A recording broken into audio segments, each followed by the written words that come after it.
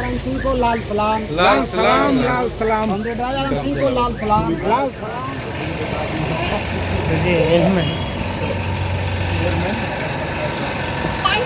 इधर देखिए, इधर में।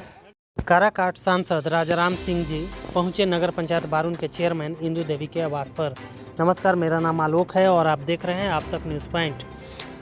काराकाट सांसद के पहुंचते ही चेयरमैन इंदू देवी के साथ सैकड़ों समर्थकों ने किया भव्य स्वागत। खबर औरंगाबाद जिले के नगर पंचायत बारून से है, जहां शनिवार के दिन काराकाट के सांसद राजाराम सिंह जी नगर पंचायत बारून के चेयरमैन इंदू देवी के आवास पर पहुंचे।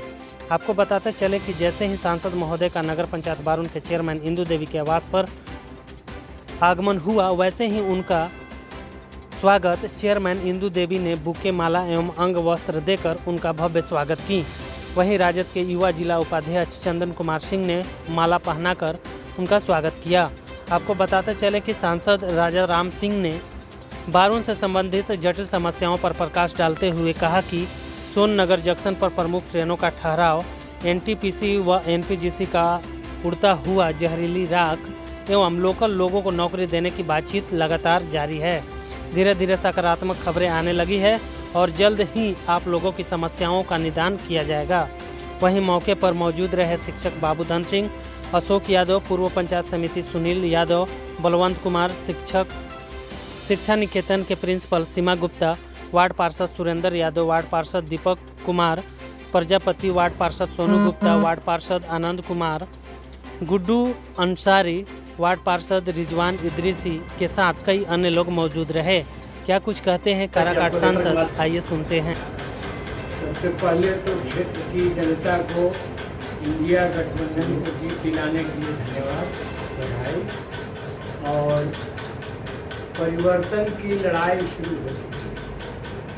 हमने पार्लियामेंट में भी, रेलवे बोर्ड के मेंबर्स के सामने भी, और फिर अभी परसों 18 तारीख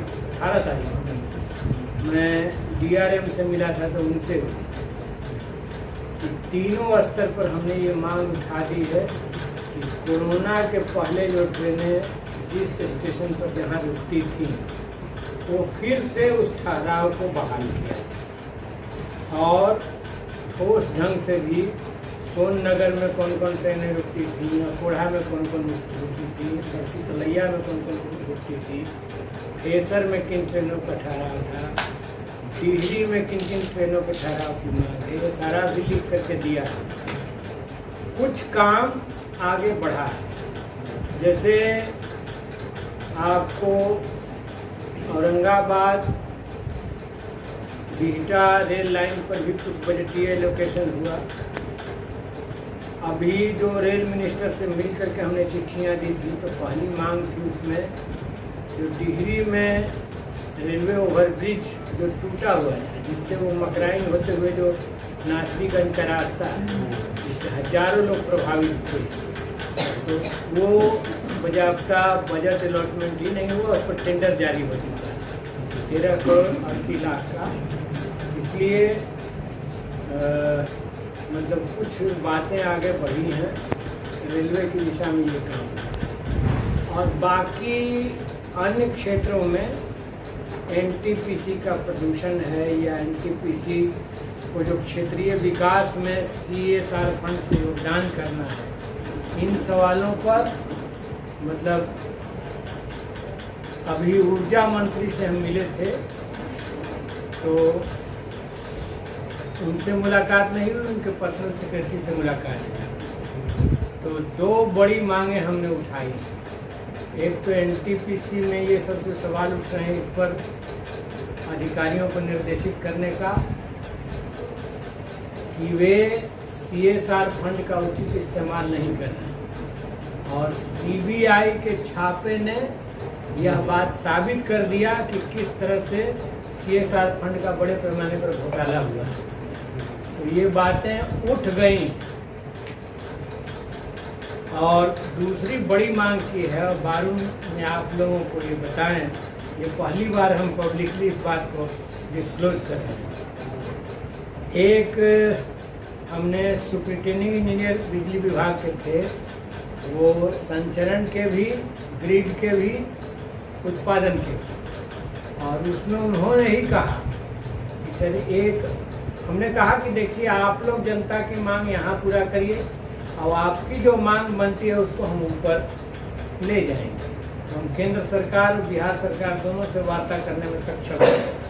तो उन लोगों ने कहा कि सर एक बड़ा ग्रिड बारून में ज़मीन है, अभी जो रेलवे ग्रिड है उसके बगल में ज़मीन पर्याप्त है, तो 400 बाई 220 kV का जो पुसौली में ग्रिड है उसके स्थापना का एक प्रस्ताव आप दीजिए।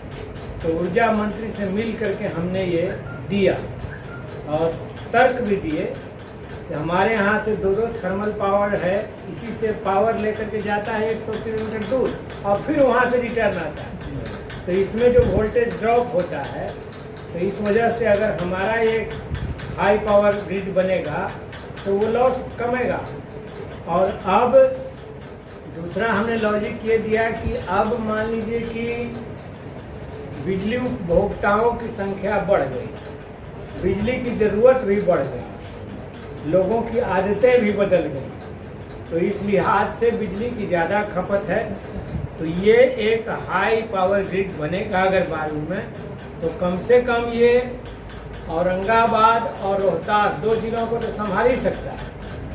अभी पुसौली ग्रिड संभालता है, तो ये एक ठीक उसी तरह का काम होगा अगर ये बनेगा, तो जैसा काम इंद्रपुरी डैम बनाने के लिए जो लड़ाई चल रही है, पूरी पार्लियामेंट में हमने बातें रखी हैं।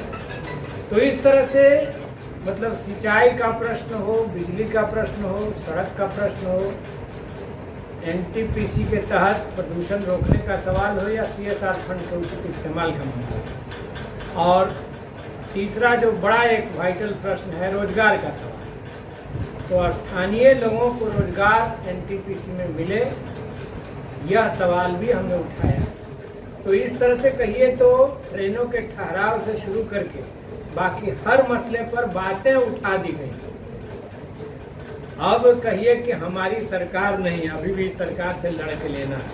हम लोग कोशिश में थे कि दिल्ली में इंडिया गठबंधन की सरकार बने, लेकिन नहीं बन सके। मोदी जी की भाजपा को हम लोग अकेले कुर्सी पर बैठने लायक तो नहीं रखे, लेकिन नीतीश जी और चंद्रबाबू नायडू जैसे लोगों के सहयोग से फिर वो सत्ता में आ गए। तो इंडिया गठबंधन से संघर्ष करना है और उस संघर्ष की शुरुआत पार्लियामेंट के भीतर हो चुकी है। बाहर भी जो हमारे समर्थक हैं उनका हौसला बढ़ा हुआ कि हम इस देश में, बुद्ध के इस देश में हिटलर की विचारधारा को आगे बढ़ने नहीं देंगे। ये हमारे समर्थकों में जहाँ कहीं भी जा रहे हैं ये संकल्प दिख रहा है। सर वर्तमान में सबसे बड़ी समस्या ये है कि जितने CO कार्यालय हैं बिहार के, वो जो जिम्मेवारी उन पर है, तो बड़ी जिम्मेवारी है, लेकिन उस पर खरा नहीं उतर रहा। और CO कार्यालय एक लूट और भ्रष्टाचार का केंद्र बना हुआ है। नीतीश जी भ्रष्टाचार मुक्त बिहार की बात करते हैं और उन्हीं का ऐलान किया हुआ है लैंड सर्वे। जरा सा रोकिए, CO लोगों के मनमानीपन पर रोकिए, और लैंड सर्वे हमारा तो समझ है कि हो जाए, क्योंकि हमने ये देखा है गैर मजरूआ जमीन पर ज़्यादा कब्जा आज की तारीख में भी बड़े भूमिपतियों का है। अभी हम बाबू अमौना गए थे, वहाँ पर यात्री शेड बनाने के लिए जगह नहीं मिल रहा है, तो बड़का बाबू के उनका जमीन है और सब गैर मजरूआ जमीन, लेकिन सब पर कब्जा है उनका। तो अब ये जमीन का सर्वे हो रहा है तो हो जाए बढ़िया से, लेकिन इसमें पारदर्शिता रहे। और दूसरी मांग हम लोगों ने यह भी की कि जो भी सरप्लस लैंड निकलता है, सरकारी गैर मजरूआ जमीन निकलती है, उस पर पहला हक सार्वजनिक संस्थाओं के अलावा गरीबों का है, भूमिहीनों का है, तो वो उनमें बंटना चाहिए।